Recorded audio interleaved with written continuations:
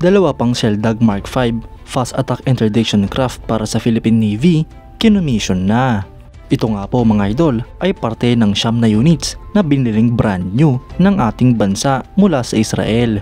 Yan ang pag-uusapan natin, pero bago yan, kung bago ka lang sa aking channel, huwag mong kalimutang mag-like, subscribe at i-hit mo na rin ang notification bell button para lagi kang updated sa mga bagong videos natin.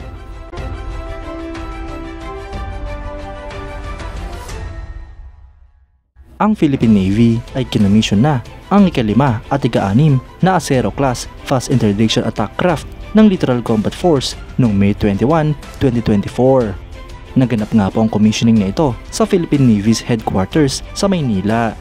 Ang dalawang fast attack interdiction craft na ito ay pinanglanang BRP Hermenegildo Yurong PG-906 at BRP Lawrence Narag PG-907.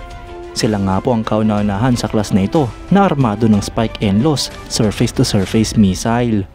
Habang ang naunang 4 na barko na kinomission din sa class na ito ay hindi armado ng missile system, ngunit meron nga pong allocation para sa installation ng Typhoon MLS NLAWs missile launcher na pwedeng pagdesisyonan ng Philippine Navy. Ang mga barkong ito mga idol ay na-acquire bilang parte ng Fast Attack Interdiction Craft with Missile Acquisition Project ng Philippine Navy sa ilalim ng Horizon 2 phase ng Revised Armed Forces of the Philippines Modernization Program. Ang mga tao kung saan ipinangalan ang dalawang barkong ito na si Staff Sergeant Hermenegildo Yurong at Corporal Lance Narag ay parehong Philippine Marine Corps na parehong ginawaran ng Medal of Valor sa kanilang sakripisyo noong kampanya kontra sa Moro Islamic Liberation Front o MILF noong year 2000 upang palitan ng mga lumang asset ng Littoral Combat Force ng mga asset na kayang promotekta sa restricted ceilings of communications sa loob ng Philippine Archipelago. Ang Philippine Navy ay nagkaroon ng acquisition para sa mga fast attack interdiction craft na fast moving, light and small at armado ng surface-to-surface missiles na hanggang 25 km range. Ang proyekto nga pong ito ay kilala sa tawag na Fast Attack Interdiction Craft Missile Capable Acquisition Project, isang special project na hindi nakasama sa Horizon 2 Phase Priority Projects. Ngunit kalaunan ay naprobahan din ang implementation nito at nakasama sa second list ng Horizon 2. Ang Acero class mga idol ay nakatakdang pumalit sa Tomas Batilio class PKM Fast Attack Crafts kung saan ang ilan sa mga units nito ay retirado na habang ang mga natitira pa ay malapit na rin magretiro. Ang end user ng proyektong ito ay ang Littoral Combat Force ng Philippine Navy kung saan tatanggap sila ng 9 na brand yung units. Ang proyekto nga pong ito ay may budget na 10 billion pesos.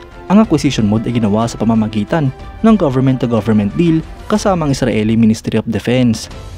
Ang pondo naman para sa proyekto ay mula sa AFP Modernization Trust Fund na babayaran via multi-year contractual allocation gamit ang General Appropriations Act starting fiscal year 2020.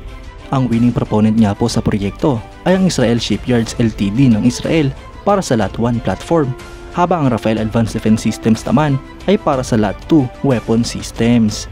Ang i-deliver nga po sa Pilipinas ay ang 9 na units ng Sheldag Mark V Fast Attack Interdiction Craft na mga platform, kabilang na rin ang Integrated Logistics Support Package, assistance para sa rehabilitating Cavite Naval Yard at technology transfer. Para sa Lot 2 naman, ang combat systems and missiles ay magdi-deliver ng 9 na units ng Rafael Typhoon 30mm MGS, 18 units ng Rafael Mini Typhoon 12.7mm RCWS, 4 na units ng Rafael Typhoon MLS NLAWs missile launchers at unspecified number ng Spike NLAWs missile rounds. Mga idol, unti-unti na nga pong nakukumpleto ang acquisition ng Philippine Navy para sa mga fast attack interdiction crafts. Bagkus 9 na units na nga po ang binili ng ating bansa ay kulang pa nga rin po ito sa lawak ng teritoryo ng Pilipinas. Kaya't marami nga po ang nagsasabi, kabilang na nga po ako, na dapat pang dagdagan ang mga units ng mga fast attack interdiction craft na mga brand yung binibili ng ating bansa.